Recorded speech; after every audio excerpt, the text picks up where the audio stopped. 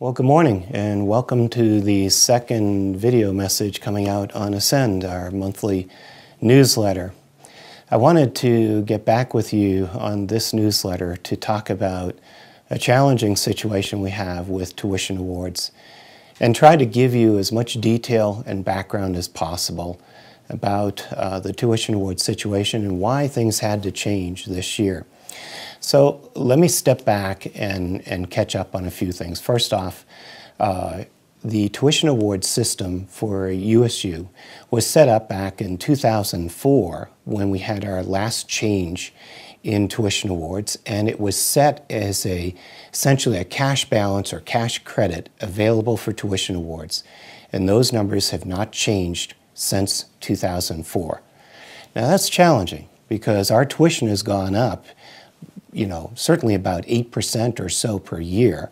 The graduate programs have grown here, and yet the pool of dollars available for tuition offset have not been there. So this has not increased. So this is really challenging. And my predecessor, Dean Burnham, had done a very good job of sort of calling this out and sort of cautioning everyone that there just simply was not enough money to go around.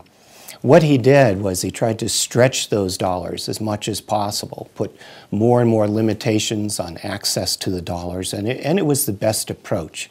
But even with that, 2 years ago, we were running into the red. And I certainly knew as I was coming into the job, knew this past summer, that this year we were going to be in the red also. So it became very clear that we had to do something. 2 years ago, we were running the red about $130,000. This year, we're only partway through the year and we're well over $500,000 in debt, which means we gave out tuition waivers that did not have cash behind them. And so this was really unsustainable, and we had to step up to this. I'm going to talk to you about a set of data, and to your right on the screen is a hyperlink to 4 documents. And you might want to print those documents, take a look at them, because we're going to discuss those a little bit to give you a real clear insight as to where we're going with tuition awards, what our concerns are, and how we're trying to address them, and then walk you into the new rollout of the doctoral research fellows. So what's our situation? Document number 1 is an overview of the USU graduate tuition awards. And it basically paints the big picture, and it paints it based on fiscal year 11 and what we completed in fiscal year 11 and what we expect to project and distribute in fiscal year 13. The bottom line is that there's $6.1 million in tuition awards available on this campus. $4.5 million are distributed out of the Office of Research and Graduate Studies, and we'll continue to do that. 3.8 of that 4.5 is distributed now straight to the colleges. Previously, those were all done centrally. The thinking behind this is that if we don't have enough money to go around, there's no point in just keeping this centrally held and tightening it ever more so. It's smarter, I believe, to distribute those as block grants to the deans and ask the deans to help us in any way possible to distribute those monies and possibly even add to those monies in a way to make that impact on graduate education as maximum as possible. And to their credit, many of the deans indeed are exactly doing that. They're stepping up with some of their own funding to help bridge the shortfall that we're having. So again, $3.8 million, first line on that document number 1, is the monies that this year we now distribute as block grants to the colleges. The next set of lines is $750,000, and those are all the tuition awards that go with the central core scholarships and fellowships, the endowed fellowships that we need to stand behind with a tuition award. These include the Seeley-Hinckley scholarships, the Patel scholarships, Martin Luther King Fellowship, and many others. And you'll see in that distribution a change happening from fiscal year 11 to fiscal year 13. But basically, that simply reflects a reshuffling of dollars moving out to support the presidential doctoral fellowships, and we'll talk about that in a minute. But the bottom line, coming out of the grad school, we will have the exact same dollars as we had in fiscal year 11 going out in fiscal year 13. And indeed, these are the same dollars, same level of dollars that were set originally in 2004 and have not changed since then. Meanwhile, you have been very successful growing your graduate programs, increasing graduate students, and tuition has gone up. So the impact of those dollars have become a little bit more minimal and really concerning because we need a maximum impact for them. Of surprise to me was the tuition dollars that are not controlled or not managed by the Office of Research and Graduate Studies, and in fact come from other sources. And that's that second part of that document, the second chart, $1.5 million. And it's really important to be aware of those because you want to encourage your students to go after those dollars. These include the USU Legacy Tuition Awards. These include the USU Employee Tuition Awards. The Employee Tuition Awards is for a spouse or a child of an employee. Get that tuition award. All they have to do is ask. The Continuing Graduate Advisement Tuition Awards coming out of financial aid, $600,000. And again, that's simply you have to qualify for it and then ask for it, and it's yours.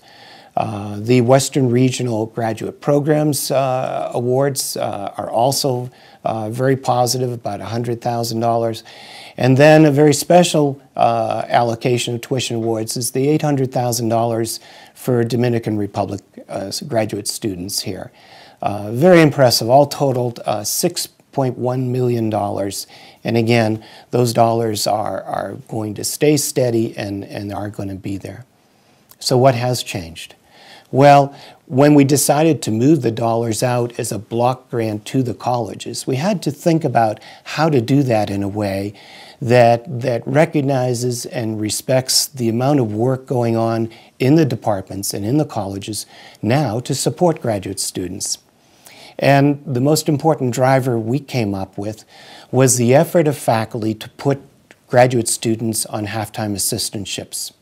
It was a good indicator of faculty going after grants, going after gifts, sponsorship to support their students. And quite frankly, it was very challenging not to look at faculty that have that kind of support and say, you deserve a tuition award. Of course, we'd need to recognize that work.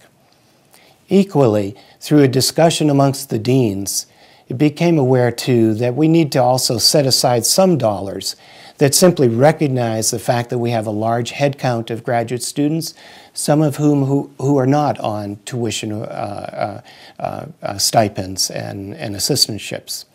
So we took 20% of that $3.8 million and simply distributed that to all of the colleges, to the deans, based on the head count of graduate students they have. And in this way, every college, no matter what, has some tuition award dollars to utilize and hopefully augment with their own resources to make an impact. The other 80% of the dollars, those were all driven and distributed based on half-time assistantships. And basically it says, if you're working that hard to get a half-time assistantship for your student, get research dollars to help them be successful in their graduate program, then we've got to recognize that and move dollars out to support you with tuition awards. Again, we know there's not enough dollars here, and that $3.8 million is only part of the $6.1. So it's very important that you encourage your graduate students to go after these other dollars to support their programs. We want all $6 million of this done. In the 3.8 that was distributed to the colleges, there were also some changes amongst colleges, and that reflected some colleges that have had significant growth in their graduate programs, even in the last 12 and 24 months. It also reflected some colleges that had, an aggressiveness and wanting to get their students on assistantships as much as possible. And that certainly drove a change in dollars amongst colleges. When we distributed that, this is based on document number 2, you'll see the distribution of that $3.8 million, just as we did that out to the deans again, so you see that. One of the first responses I got from the deans and indeed from department heads was, Mark, you have these 4 categories. Isn't there some way we can make this a little bit easier for us, a little bit less complicated, particularly where we don't have the funds? Working with the Office of Finance and Budget, and we were able to get back to the original legislation and the wording that came from the legislature through the Board of Regents. And we're able to find that, yes, although we have to report use of these dollars in each of these categories, indeed, we actually have some flexibility with those and how they're used here on this campus. So document number 3 is the one we put out just last week to help the deans understand that actually of those 4 categories, you can collapse 2 of them and end up with just 2 categories. One that is a graduate, non-resident only dollars. Okay, these dollars are not available for in-state students. They're only for non-resident, but they can be used for non-resident, doctoral, master's, on assistantship, off assistantship, it doesn't matter. And then the second category is graduate with an assistantship only. So these are dollars that can be used for in-state students or non-resident students, but those students must always be on an assistantship at the time that they're receiving this tuition award. People have asked me, well, Mark, can that be on a quarter-time assistantship or half-time assistantship? We're leaving that up to the deans. The deans can determine college by college how those dollars can be used. However, I've also told the deans that when we run this for 2 cycles and then recalculate, we will be looking at graduate students on half-time assistantships as the ones that motivate that movement of 80% of the dollars out to the colleges. So it certainly behooves them to recognize the faculty that are putting students on half-time assistantships and primarily to use these tuition awards there. I know that somebody coming in new like this and making changes like this is disruptive, and I certainly know how hurtful that can be in terms of your long-term planning. But I hope you can see here that this was not done casually, that the use of simply growing debt to pay for an automatic tuition award was not sustainable. It's not something we could keep doing. Do we need more tuition award dollars? Absolutely. And hopefully we'll have many more voices echoing this. But right now, this is a short-term fix that will get a maximum use of the deans to be in partnership with me. We'll get the maximum impact to the colleges and to those students that need these tuition awards. And hopefully, in the end, we'll find new opportunities to both increase these dollars as well as the flexibility of these dollars. The last thing I wanted to talk about was the 4th document that we've released here, and that's a description of the new presidential doctoral research fellows. In my visits with many of the departments, it became really clear that if we were going to be tightened up on tuition awards, it'd be really nice if we still could have a method or mechanism to attract the very best of graduate students. And one of the challenges with our previous fellowships program run out of this office was there was only 1 year in duration. And it's really tough to call a student and say, hey, I've got a great opportunity for you. I've got a 1-year fellowship. And we felt that that was good, but not good enough to attract the very best, the finest graduate students.